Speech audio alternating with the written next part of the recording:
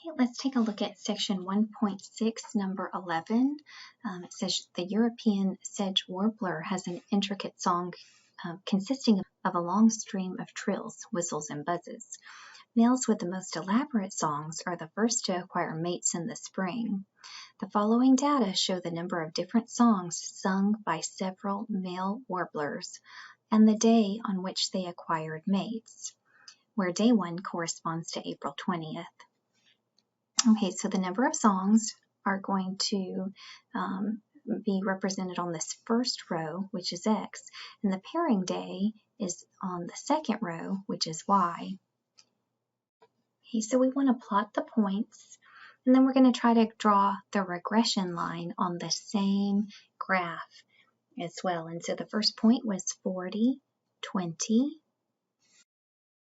and then 36, 24, 34, 25, 42, 21, 38, 24, 38, 27, 32, 31, 28, 35, 23, 40, and 27, 42. Okay, so the line that we're given is y equals negative 1.18x plus 69. So right away, I know the y-intercept of the line is at 69. Okay, so I want to make sure my line kind of goes through this point on the y-axis. But I need another point, and because it's going to be hard to count this slope, negative 1.18, that would tell us to go down 1.18 spaces as we go right 1. Okay, but that's really going to be hard to do. So instead, if we just locate another point, why don't we say, like, if x is 50, then we calculate y, okay, which is just 10. Well, that's an easier point to plot, so we're going to plot the line passing through 50, 10. Okay, so if you see, it does pass through those points, something close to them, and it also fits the data pretty nicely. You see it passes kind of right down the middle of all of those other points. Okay, in part B, it says use extrapolation to estimate when a sedge warbler that knows 10 songs can expect to find a mate. Okay, well, X is the number of songs, so in this case, X is 10.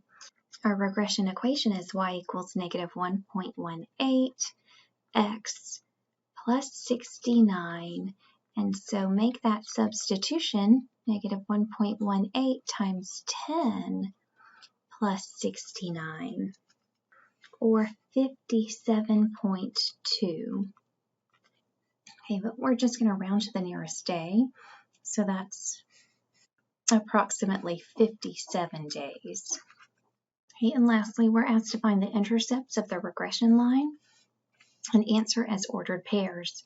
And so we're able to find the y-intercept directly from the equation. Okay, so it's b in our formula, which is, this is in the form y equals mx plus b. So the y-intercept is at 0,69. The x-intercept, we need to do a little bit of work, but it occurs when y is 0. So we now need to set y equal to 0 in the equation that we're given and solve this for x. Okay, so one thing I would do is move one of these terms to the other side. I'm going to move the 1.18x and then divide by 1.18.